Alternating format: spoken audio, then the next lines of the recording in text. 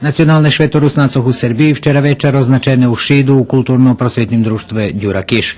Švetočna akademija bola zadumana jak označovanje jubileja 95 ročnici društva, gdje členi prisutnim predstavljali robotu sekcijoh i význačnih kulturno-prosvetnih dijačoh, kotri robeli u Šidu, a ohljadliše i na nješkajši stan u tim društve.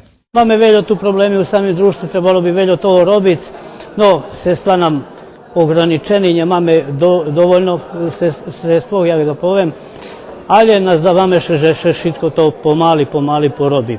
Popri domašnjih zo Šidu, členov Nacionalnog sovitu s Jaščenjikoh, na preslavi bol prisutni načaljnik opštinske upravi Šid Ronko Papuga, a tiž i predstavitelje društvog drugih nacionalnih zajednicov u Šidu i šidski počitovatelje i prijatelje kulturno-prosvetnog društva Đura Kiš.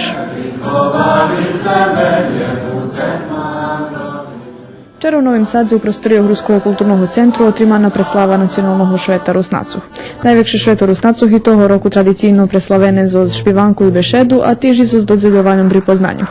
Programu vodzil predsjedatelj upravnog odboru Ruskog kulturnog centru Vladimir Ivan, kotri privital hostcoh, predsjedatelja nacionalnog sovitu Rusnacuh Zlavka Raca, člena Horodske radi za zdravstvo profesora doktora Zoltana Horvata, zamjenika predsjedatelja nacionalnog sovitu Jovgena Mudrija, direktora Zavoda za kulturu vojvođanskih Rusnacuh Sergija Tamaša, novosadskog paroha Julijana Raca, a tiži šidskih prisutnih.